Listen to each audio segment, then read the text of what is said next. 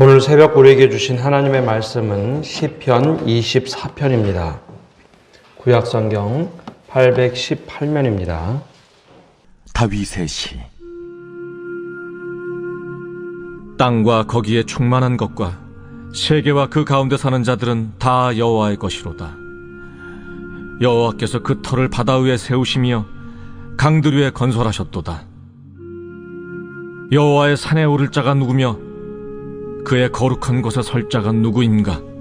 곧 손이 깨끗하며 마음이 청결하며 뜻을 허탄한 데 두지 아니하며 거짓 맹세하지 아니하는 자로다. 그는 여호와께 복을 받고 구원의 하나님께 의를 얻으리니 이는 여호와를 찾는 족속이요 야곱의 하나님의 얼굴을 구하는 자로다. 문들아 너희 머리를 들지어다. 영원한 문들아 들릴지어다. 영광의 왕이 들어가시리로다. 영광의 왕이 누구시냐? 강하고 능한 여호와시요 전쟁에 능한 여호와시로다. 문들아 너희 머리를 들지어다. 영원한 문들아 들릴지어다. 영광의 왕이 들어가시리로다. 영광의 왕이 누구시냐? 만군의 여호와께서 곧 영광의 왕이시로다. 오늘도 하나님의 은혜와 평강이 우리와 함께하기를 축복합니다. 오늘 이 시편은 세 부분으로 나누어 있습니다. 첫 번째 1, 2절, 그리고 3절에서 6절, 그다음에 7절에서 10절까지. 이 시편은 성전에 올라가면서 부르는 노래라고 알려져 있습니다. 시편 마지막 5권 뒤편에 나오는 시들도 그런데요. 이 시편은 예배, 우리로 얘기하면 예배당에 들어갈 때 부르는 찬양이었습니다. 지금은 우리가 예배를 드린다 하면은 이렇게 한 공간 안에서 앉아서 예배를 드립니다. 그리고 또 우리가 지금 드리는 예배는 구약의 예배와 사뭇 다른 모습을 가지고 있습니다.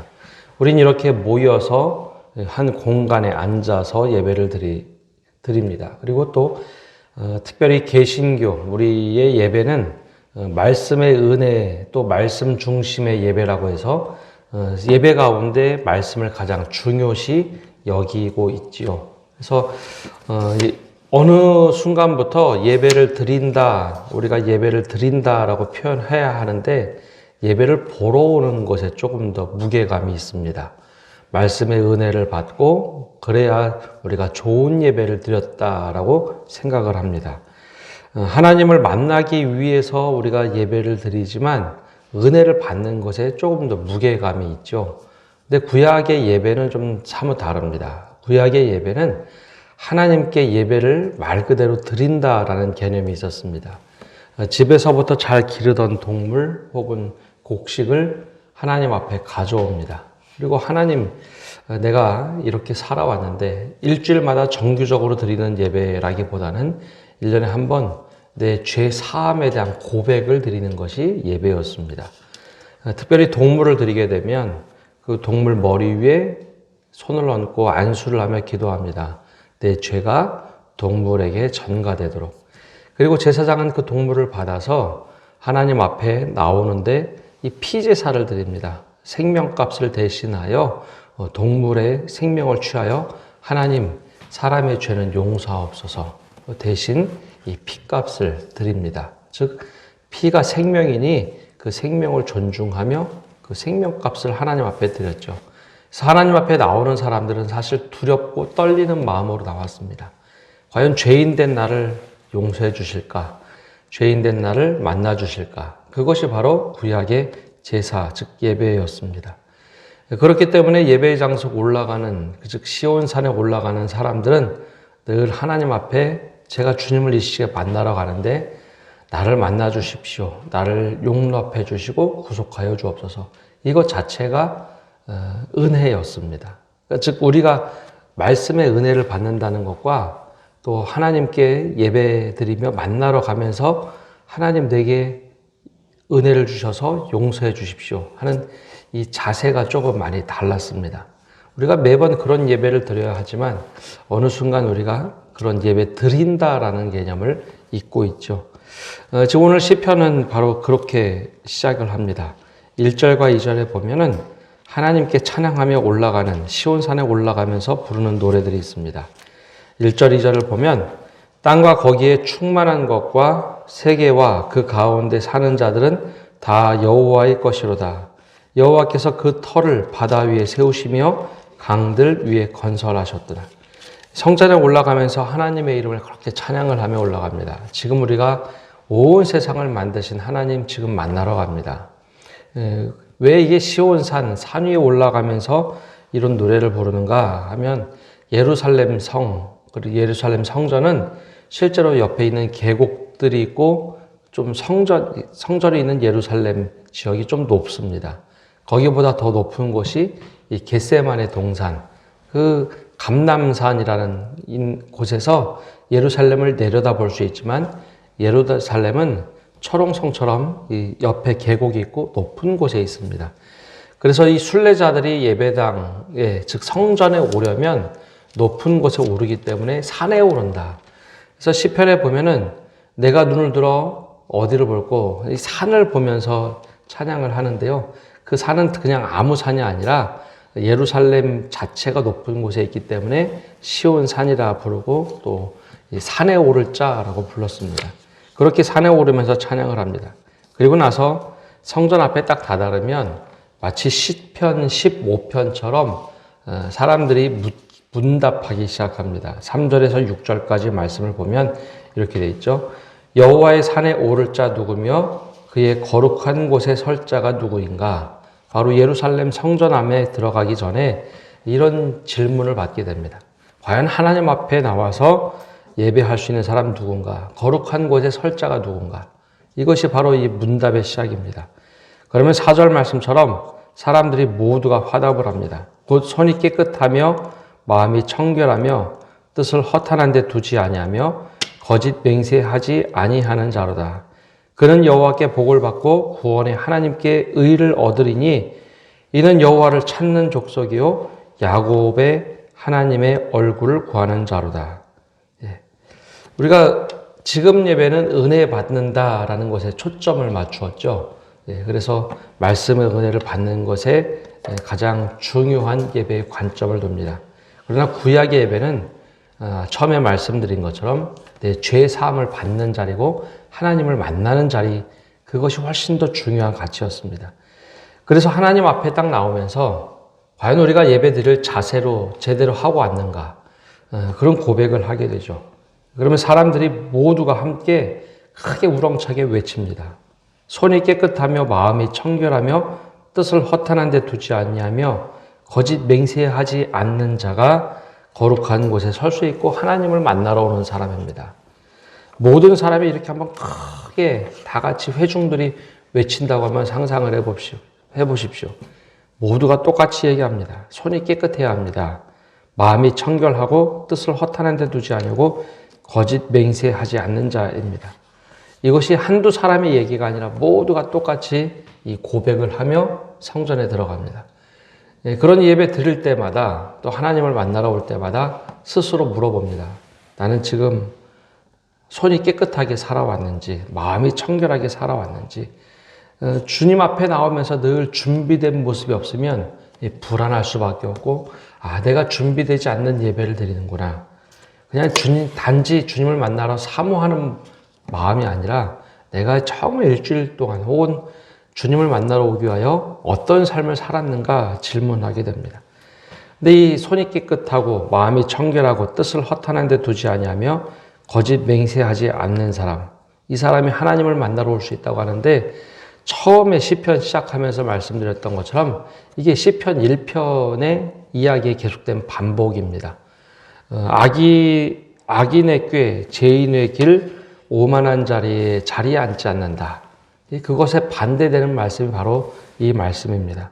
내가 지금 정말 손이 깨끗하게 살아왔는지, 마음이 청결한지, 뜻을 허탄한 데 두지 않았는지, 거짓 맹세하지 않았는지 바로 이 고백을 합니다. 그래서 내가 말씀을 통해서 하나님 정말 의롭게 살았습니까? 주님 말씀 붙잡고 살았습니까? 말씀의 꼴을 보고 말씀대로 준행하며 살았습니까? 라는 질문을 하면서 예배당에 들어옵니다. 그래서 그 예배당에 들어온 사람, 그 말씀이 5절과 6절입니다. 그는 여호와께 복을 받고 구원의 하나님께 의를 얻으리니 이는 여호와를 찾는 족속이요 야곱의 하나님의 얼굴을 구하는 자로다. 즉 여호와께 복을 받고 구원의 하나님께 의를 얻는다. 하나님께서 의인을 시편 1편에 말씀하시기를 주야로 하나님의 말씀을 묵상하는 자, 그 사람이 바로 접니다 라고 고백하는 겁니다. 이렇게 내가 매일매일 살아오면서 하나님 앞에 주님의 의를 구하며 하나님, 제가 친밀한 관계를 가지고 살아왔는데 이제는 주님 앞에 나왔습니다. 내 예배 받아주십시오 라고 고백하는 것, 이것이 바로 하나님께 드리는 예배자의 모습입니다. 그리고 6절에 여호와를 찾는 족속이요 야곱의 하나님의 얼굴을 구하는 자로다. 하나님의 얼굴을 구하는 자, 그냥 얼핏 생각하면 그치 우리가 하나님의 얼굴을 구해야지 라고 하는데 이것은 아론의 축복의 기도에 반복된 모습입니다. 성경에는 축도라는 것이 두 개가 나오는데요.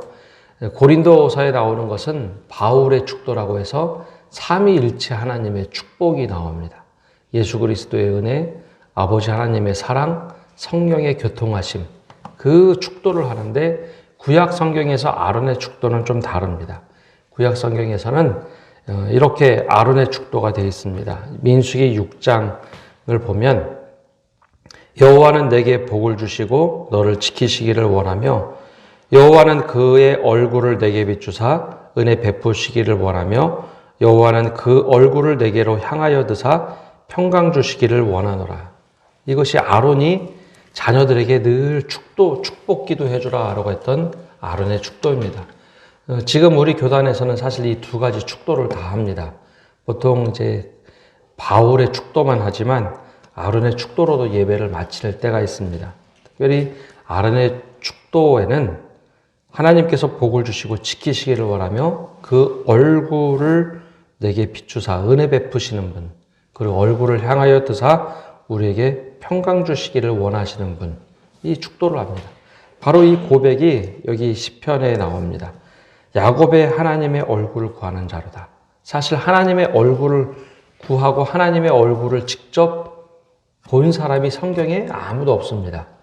그 이야기는 하나님의 얼굴을 뵙는 순간 사람이 죽는다라고 하기 때문입니다. 그만큼 하나님이 거룩하고 두려운 하나님입니다. 그럼에도 불구하고 하나님의 얼굴을 내게 늘 비추시고 내게 평강 주시기를 원하시는 분이다라고 고백하는 이유는 늘 하나님과 밀접한 관계로 살고자 하는 고백입니다.